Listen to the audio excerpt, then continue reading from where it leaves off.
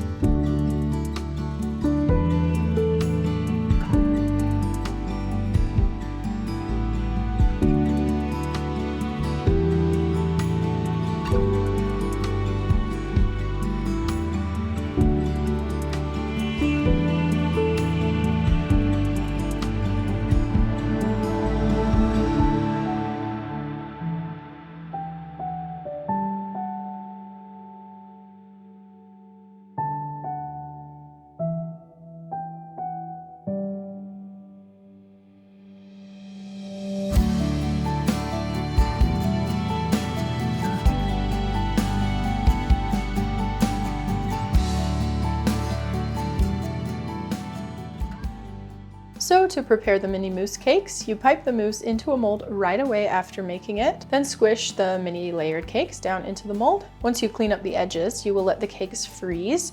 Don't rush this process. It's best to let them freeze overnight so that they're completely solid when you try to unmold them. So I had a lot of cakes and I only have 12 total rose molds, so I also made some hearts this year.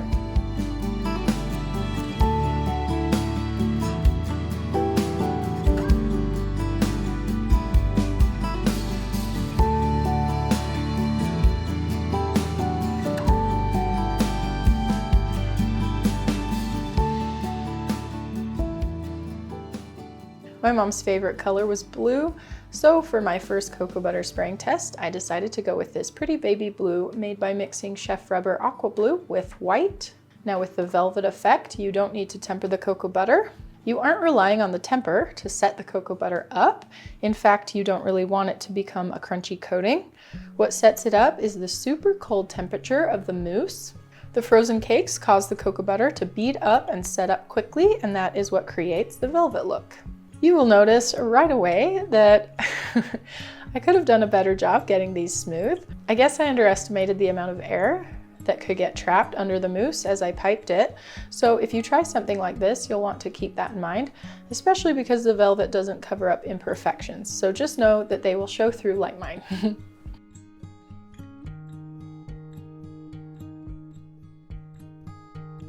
Okay, so before I spray my roses with the airbrush, I want to show you what the velvet from the can looks like. As you can see, it's much more velvety.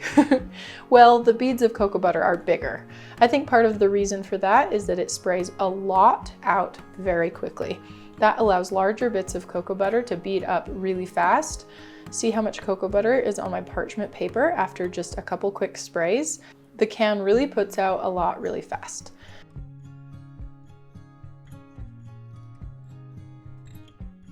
Now my plan for my airbrushed rose cakes was to use 3 different colors to add some extra dimension to the roses.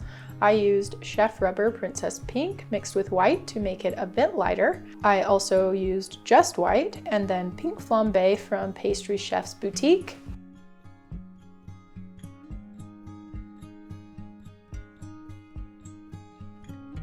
So like I mentioned before, no need to temper your cocoa butter. All I did was heat it until it's completely melted and then wait until it cools down to around 31 degrees Celsius. I pour it into my spray cup through a fine sieve and start spraying.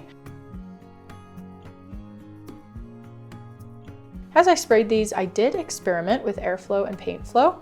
Usually to get thicker droplets, you want to lower the airflow or pressure so that spraying doesn't break up the cocoa butter into too fine of beads. But with a 0.7 airbrush, that just means it struggles to push out the cocoa butter. And then you just don't get much coming out at all.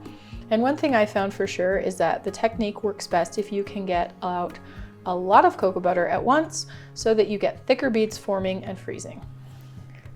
So really in the end, I found using max airflow and max paint flow worked the best. And I just think that you'll get a finer velvet using the airbrush than using the can. Maybe you can get a better texture using a spray gun versus an airbrush, but I didn't test that today. While spraying these little cakes, I tried to work fast so that they didn't warm up too much. After spraying, I immediately placed the cakes back in the freezer between colors. So next up is white. I spray a bit into the center and then on the bottom of the petals around the edge.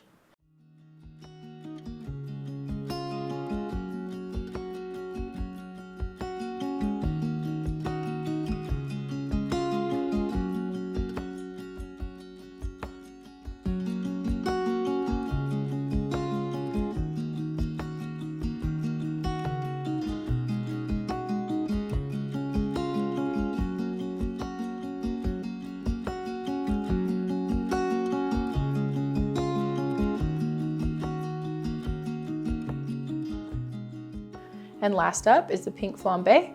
This color looks almost purple in the container, almost exactly the same color as my blueberry sauce, which is why I chose it. But it becomes a bit more pink when it's just a thin coat, so it ended up highlighting these pink roses perfectly. This is one benefit of using cocoa butter and an airbrush. If you already have lots of cocoa butter colors, you can use multiple colors without any extra cost. But if you go with the velvet can, obviously you'd have to buy multiple cans, which would get expensive. I also think it would be hard to cleanly spray multiple colors with the can because the cocoa butters come out so fast and thick. All right, now it's time to compare and contrast. Do you like the thicker velvet texture that you get from the canned spray? Or do you prefer the more subtle velvet with the dimensional color? At first I was disappointed in how the airbrushed texture was turning out, but once I finished the cakes, the more subtle texture grew on me and I actually prefer it. I also love the colors and I think it makes the roses look a lot prettier. The only thing I would change now is to be a lot more careful of air bubbles and imperfections in my mousse when piping it into the molds. Now I'll plate the desserts with my blueberry sauce and some fruit. The blue hearts don't match my plating elements the best, but I just love them so much because they look just like the light blue heart emoji.